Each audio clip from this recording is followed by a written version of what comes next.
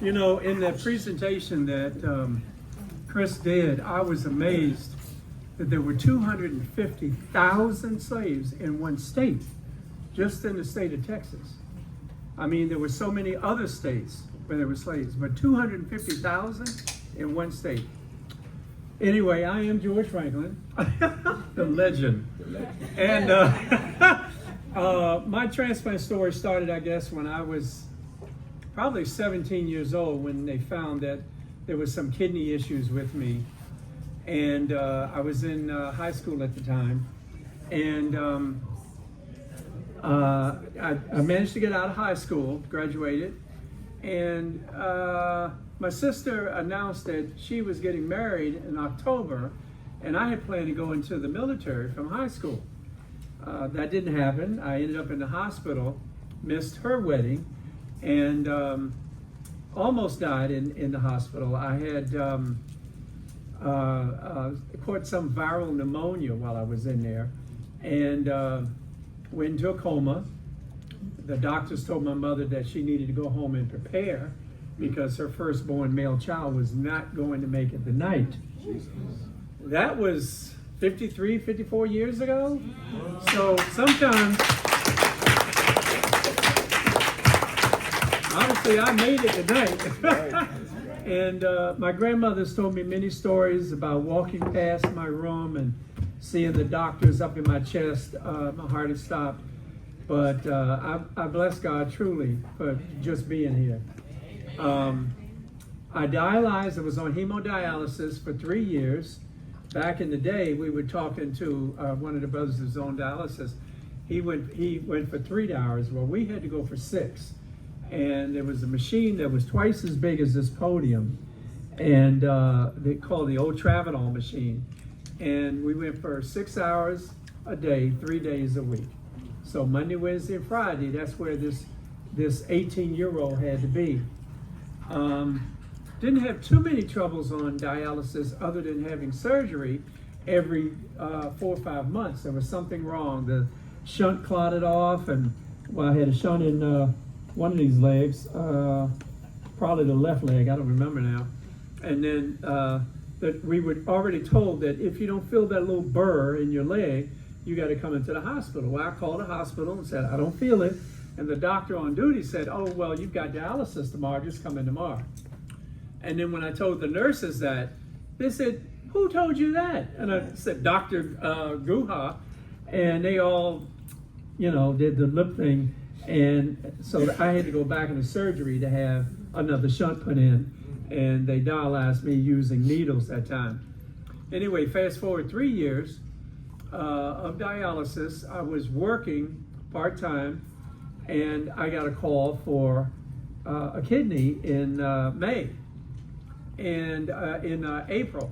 And I had just turned 21, so it was now my decision versus my mom's decision as to what I needed to do or how to do it.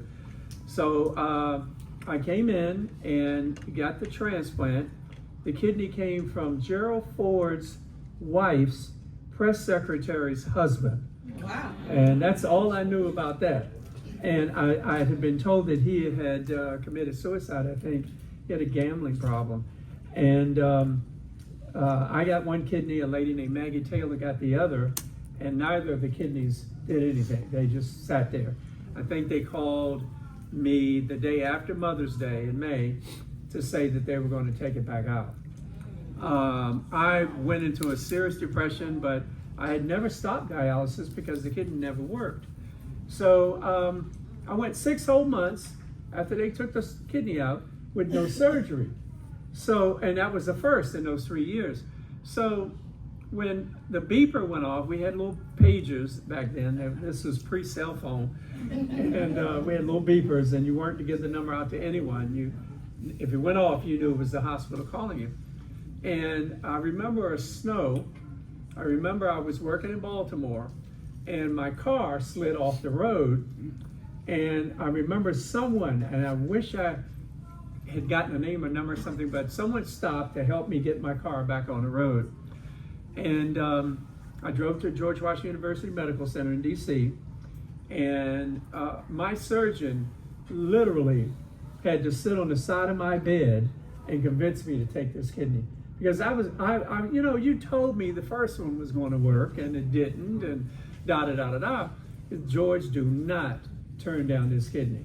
I mean, everything was just perfect. I mean, obviously. And I said, okay, if this one doesn't work, I'm going to come back and haunt you if something happens to me. I didn't do it. But it obviously worked. It started on the table, on the operating table. And I have a few pictures being rolled out of the ER, the intensive care ward, and being taken down for different scans and so forth. But this November, I will be celebrating, Lord willing, 50 years with this distinct bonus.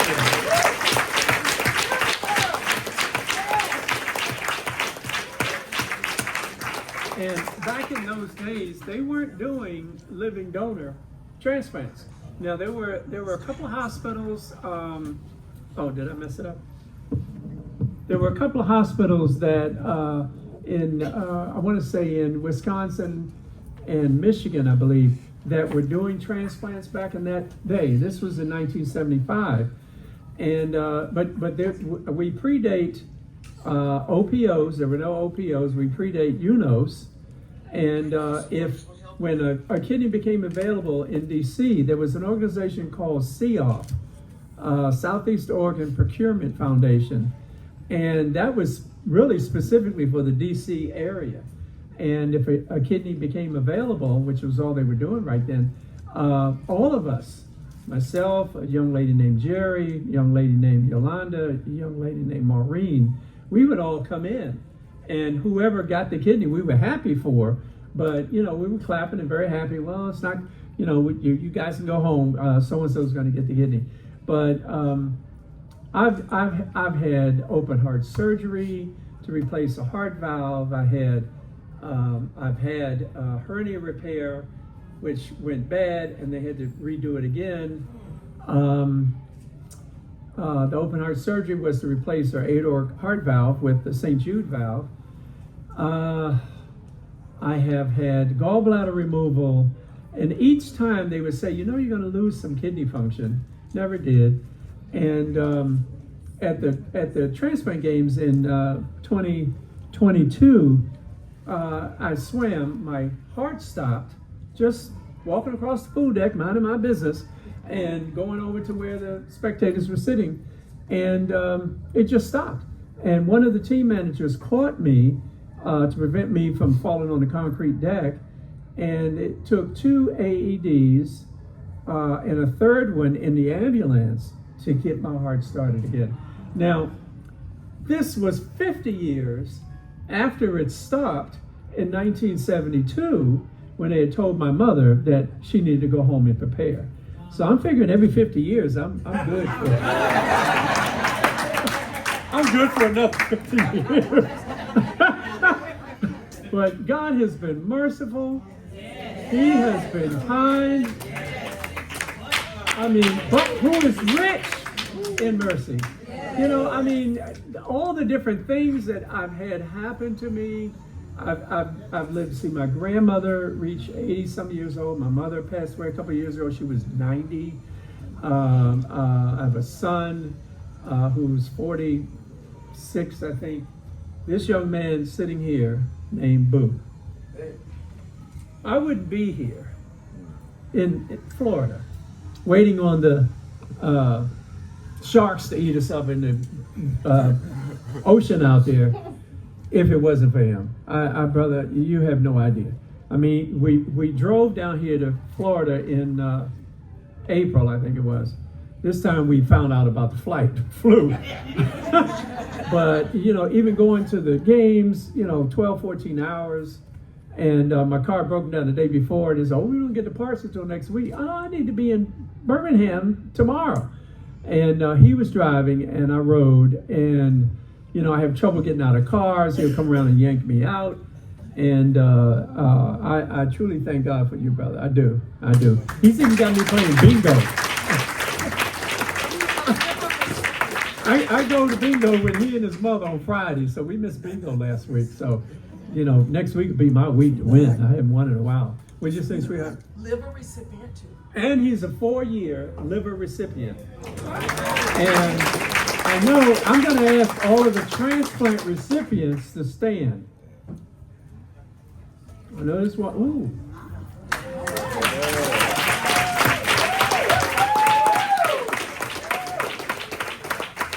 And now I'm going to ask all of the living donors to stand.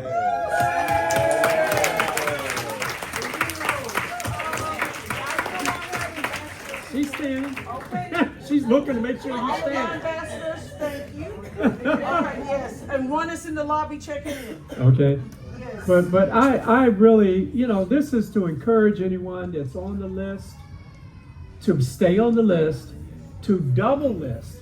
Okay, you have to go to a different region, and I don't remember my regions now, but you know, it's separated into different regions. Listing twice in the same region is useless. You have to go to a different region and list, because what becomes available in that region will stay in that region unless no one matches it. Then it goes to a different region, and you will already be listed there. So, but I do encourage everyone to stay on the list. If you need a transplant, if you have any questions, feel free to, you know, come over and grab me. And thank you for the National Kidney Foundation of Florida for being here. Thank you all for the food. And I will say, I think it was the pastor that was thanking everyone for all the things that happened. It took this, it took that. I wanted to say it took money.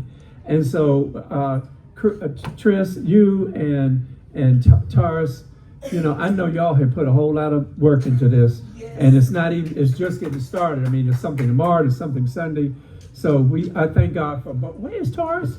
Have your glass. Oh, okay. I thank God for, he's never more than 10 feet away, so I thank God for him. All right, that's it. I'm just, I've lost a lot of weight over the last 4 or 5 months, I think it was. And so I get woozy, I get dizzy. They reduced my blood pressure medicine. And I'm supposed to have a CAT scan next month to find out why am I losing weight. Half of it is because I just don't want to eat. And I'm losing my taste buds and all that stuff. But I'm old. Keep telling these young people I'm old. But thank you all so very much. Thank you.